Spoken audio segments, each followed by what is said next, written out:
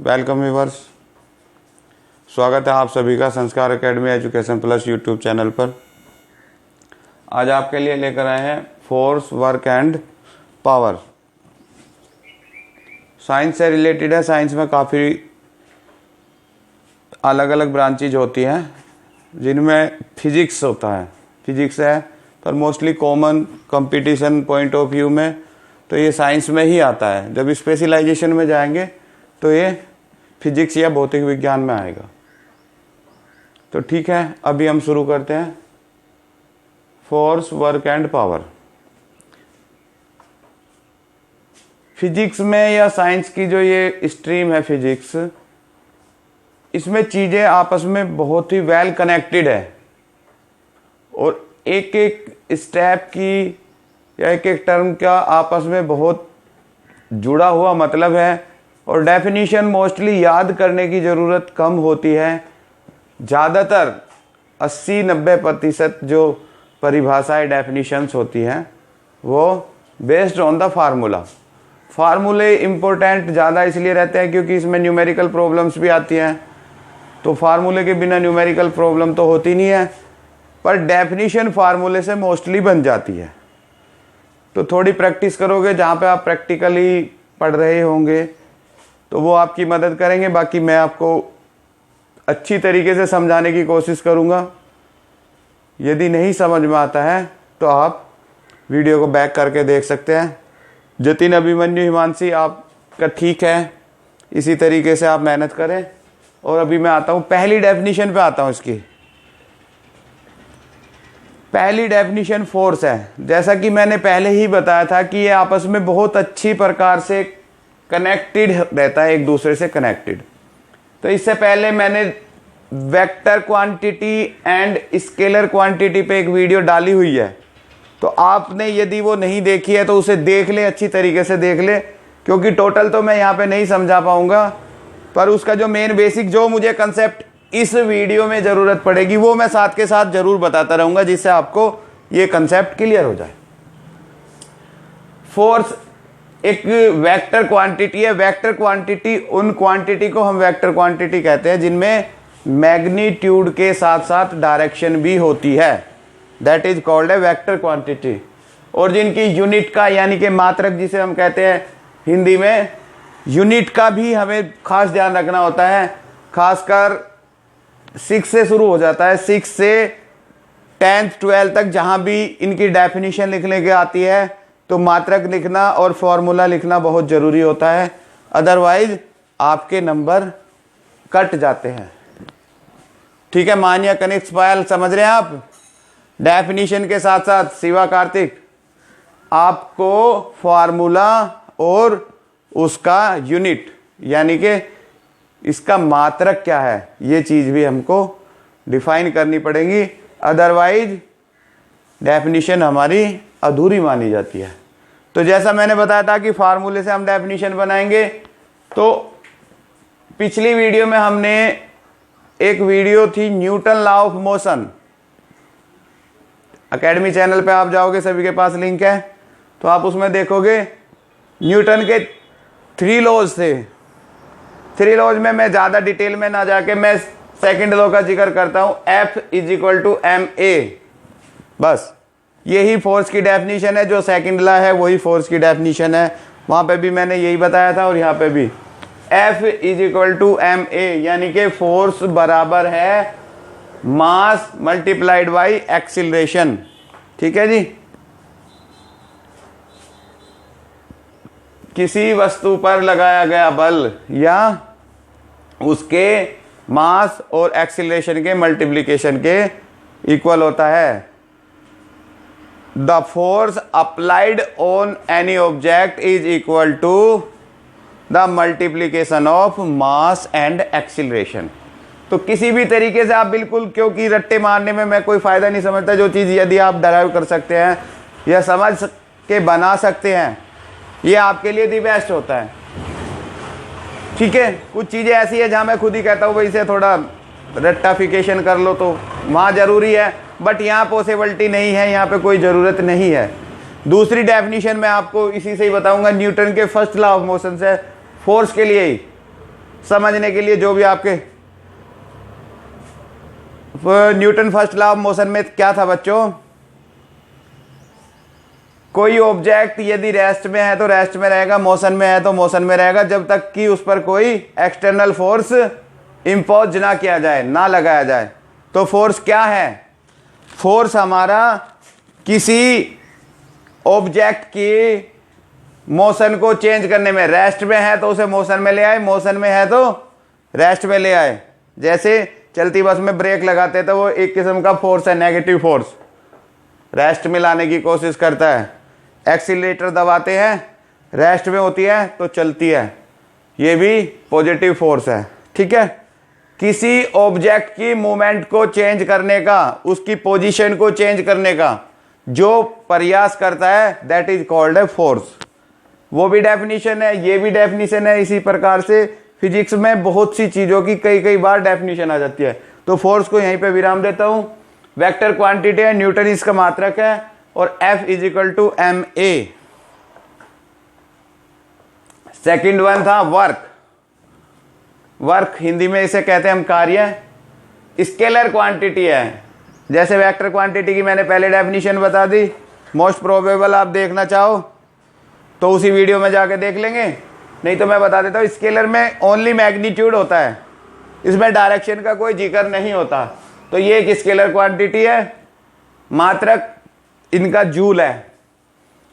W is equal to F D है, W is equal to F D cos theta, दोनों same फॉर्मूले। Mostly जो numerical problem आती हैं तो उनमें एंगल का जिक्र नहीं होता, तो तब हम खाली एफ डी लिखते हैं।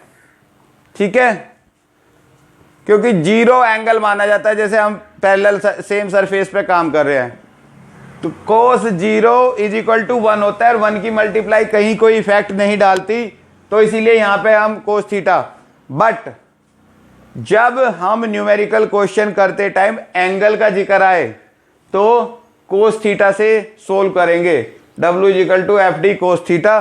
कोस थीटा की जो भी वैल्यू है मैथमेटिक्स में जाना पड़ेगा, ट्रिग्नोमेट्री से लेंगे, जितने डिग्री एंगल दिया है कोस इतने की वैल्यू निकालेंगे और मल्टीप्लाई में रखेंगे। बट वन इंटरेस्टिंग थिंग ये है, बोर्ड पॉइंट ऑफ व्यू से, एग्जाम पॉइंट ऑफ व्यू से और कंपटीशन पॉइंट ऑफ व्यू से, तीनों से इंपॉर्टेंट है ये WFD कोस थीटा। इसीलिए ही मैं भी इसे स्पेशली में लेके आया हूं। एक कुली हॉरिजेंटल प्लेन पर लेकर चढ़ रहा है किसी वेट को, तो काम कर रहा है, हम सबकी नजर में काम कर रहा है, but cos theta is equal to 90 degree हो जाता है। ऐसी स्थिति में कोस 90 की वैल्यू 0 होती है, और 0 का सारे में मल्टीप्लाई करेंगे, वर्क विल बी 0। समझ गए? ये उसके द्वारा किया गया कार्य है। जबकि कुली पूरा थक जाएगा, पसीने आ जाएंगे, शरीर बिल्कुल चूर चूर हो जाएगा, पर in terms of science the work done by coolie will be 0 joule. ये मोस्टली पूछा जाता है। ठीक है, घुमा फिरा के इस तरीके से दे दिया जाता है, इतना मास है, इतनी हाइट पे लेके जा रहा है, तो बट जब कोस 90 हो गया that will be 0, everything will be 0। Work का हो गया हमारा। सेकंड वन आते हैं पावर। हाँ, वर्क की डेफिनेशन अभी रह गया है। वर्क की डेफिनेशन दोबारा आता हूं। W is equal to F D, जैसे पहले में F is equal to M A से हमने बनाया, this one W is equal to F D. Work is equal to force into displacement या विस्थापन। बल लगाकर किसी वस्तु को बल की दिशा में विस्थापित करना कार्य कहलाता है। ठीक है, डेफिनेशन यहीं से निकाल लेते हैं इसकी। Multiply of force and displacement is equal to the doing work, and इसका मात्रक इसका होगा joule. Unit, the unit of work is joule. ठीक है, ये डेफिनेशन होगी। थर्ड और लास्ट आ जाते हैं। 3 कंसेप्ट एक ही वीडियो में कवर कर लिए, क्योंकि बहुत ही छोटे छोटे थे। वैसे मैं छोटी वीडियो ज़्यादा डालता हूँ, बट ये तीनों एक ही में ही हो जाएंगे और एक ही चैप्टर में रहता है, तो कोई ज़्यादा वो नहीं है। बट इसकी कुछ प्रॉब्लम आपकी बुक्स में होंगी, न्यूमेरिकल से रिलेटेड होंगी। भाई W बराबर FD, 2 चीज़ें दे देगा, तीसरी पूछ लेगा। ऐसे ही 3 चीज़ें यहाँ पे हैं, 2 दे देगा, डायरेक्टली 2 दे देगा, या घुमा फिरा के 2 दे देगा। तो वो आपको ढूंढनी है और क्वेश्चन करने हैं। बुक में आप देख लेंगे आराम से। नहीं कोई दिक्कत आती है तो आप कमेंट बॉक्स में जाके या डायरेक्टली व्हाट्सएप पे आके सॉल्यूशन में वो क्वेश्चन मेरे पास भेज देंगे, मैं आपको सॉल्यूशन भेज दूंगा। लाइक और सब्सक्राइब अपनी चॉइस के अकॉर्डिंग जरूर कर लें। आपका कोई और भी साथी है उसको भी शेयर कर दें। पावर, इसकी डेफिनेशन हमने फार्मूला से टिक की है। दिस वन, ये भी फार्मूला से, इसको भी फार्मूला से करेंगे। P is equal to W upon T. P stand power, जैसे यहाँ W stand work, F force बल, तो यहाँ पे P स्टैंड करता है पावर। पावर को हिंदी में हम शक्ति या सामर्थ्य भी कहते हैं, ठीक है। In terms, rate of doing work is called power. कार्य करने की जो दर है वो हमारी पावर या शक्ति कहलाती है। तो बच्चों T इज इक्वल टू 1 कर दिया, रेट ऑफ डूइंग वर्क दर, तो P is equal to W हो गया। ये इसी फार्मूले से बनी हुई डेफिनेशन है। कुछ चीजें जिन्हें हम यूनिट कर सकते हैं तो that will be equal to other. आगे जब आप धीरे धीरे यूज करोगे तो पता लग जाएगा। या ratio between work and time is called power. कार्य और समय में जो अनुपात है वह पावर कहलाता है। The ratio between work and time is called power and the unit of power is what. कार्य का मात्रक वाट है, कार्य करने वो पावर का मात्रक वाट है। कार्य करने की दर को शक्ति या सामर्थ्य कहते हैं। The rate of doing work is called power, या ratio between work and time is called power. Power के 2-3 छोटे छोटे मात्रक हैं। मोस्टली इसमें कई बार क्वेश्चंस आते हैं, घर पे इतना लोड है, इतने पंखे चल रहे हैं, इतना वो, तो इलेक्ट्रिक कंजम्पशन क्या होगा, रेट ये होगी।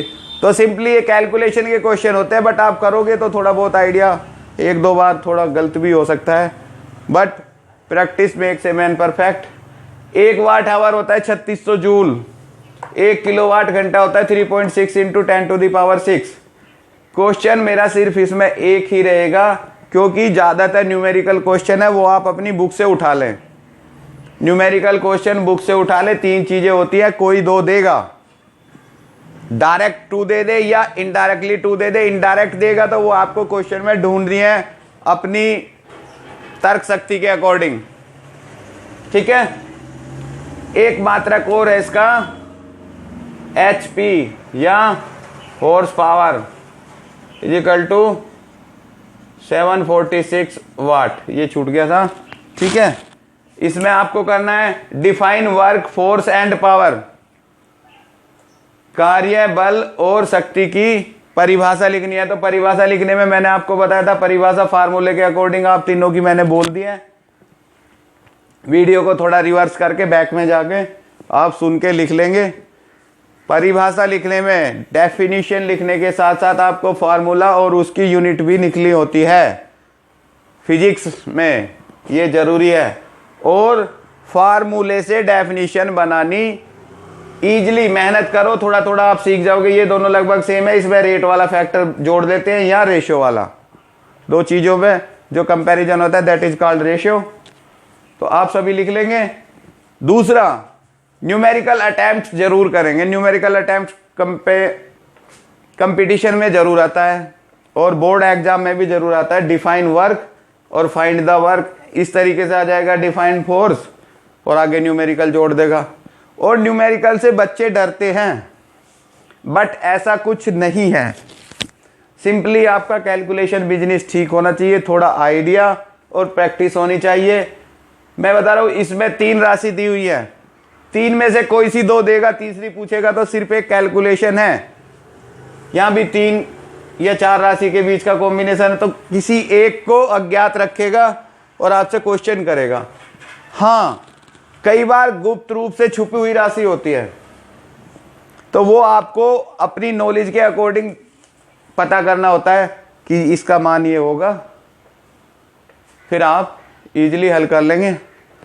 शिवांश, रुद्र और मानसी, आप अच्छा कर रहे हैं और राइटिंग पे भी थोड़ा ध्यान दें। अभी सिद्धांत आप राइटिंग पे थोड़ा ध्यान दें, फास्ट लिख रहे हैं। तासिका, मानसी, श्रेया, आप बहुत अच्छा पढ़ रहे हैं। जोन की, you are doing well. Force, work और पावर अब आप सभी कर लेंगे। आपकी इच्छा है तो लाइक, शेयर और सब्सक्राइब कर सकते हैं। बाकी all is well, that's the end of life.